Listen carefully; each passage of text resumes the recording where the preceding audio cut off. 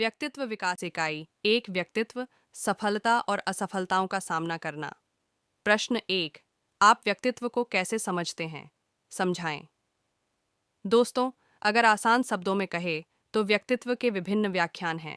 सामान्यतः यह शारीरिक रूप, करिश्मा और आकर्षण के रूप में विचार किया जाता है। कुछ इसे एक या दो गुणों की उपस्थिति के रूप में देखते हैं, जबकि अन्य इसे अनिश्चित लक्षणों और अस्पष्ट विशेषताओं के एक जटिल संग्रह के रूप में देखते हैं। अधिकांश विद्वान और मनोवैज्ञानिक इस बात से सहमत हैं कि व्यक्तित्व जटिल, अद्वितीय और परिभाषा से परे है। पाश्चात्य दृष्टिकोण से व्यक्तित्व अंग्रेजी में पर्सनैलिटी के रूप में आया है, जो नकाब का मतलब है।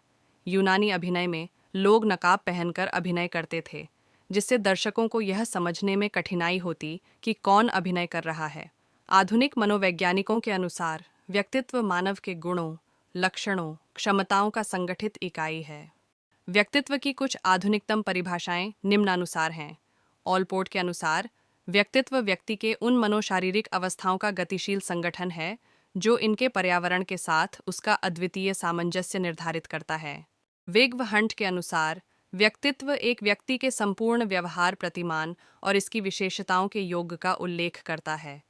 ड्रेवर के मतानुसार व्यक्तित्व शब्द का प्रयोग व्यक्ति के शारीरिक, मानसिक, नैतिक और सामाजिक गुणों के सुसंगठित और गत्यात्मक संगठन के लिए किया जाता है, जिसे वह अन्य व्यक्तियों के साथ अपने सामाजिक जीवन के आदान प्रदान में व्यक्त करता है। डैशियल के मतानुसार व्यक्तित्व व्यक्ति के समस्त व्यवहारों का वह समायोजित संकलन है जो उसके साथियों को अविचल रूप से परिलक्षित हो सके। दूसरा भारतीय दृष्टिकोण। दोस्तों, व्यक्तित्व शब्द की व्युत्पत्ति व्यक्ति शब्द से हुई है। इस दृष्टि से व्यक्तित्व से तात्पर्य है वे गुण जिनके आधार पर एक व्यक्ति और दूसरे व्यक्ति में अंतर किया जा सकता है। ये गुण आंतरिक और बाह्य दोनों ही तरह के हो सकते हैं। कपिल मुनि ने सांख्य शास्त्र में व्यक्तित्व के 3 गुण बताए हैं। पहला सतोगुण या सत्व, दूसरा रजोगुण या रजस और तीसरा तमोगुण या तमस। दोस्तों, व्यक्ति इन तीनों गुणों का परिणाम है।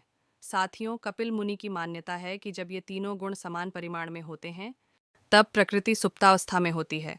जब यह साम्यावस्था भंग हो जाती है तब प्रकृति जागृतावस्था में आती है और सृष्टि के भिन्न पदार्थों की उत्पत्ति होती है।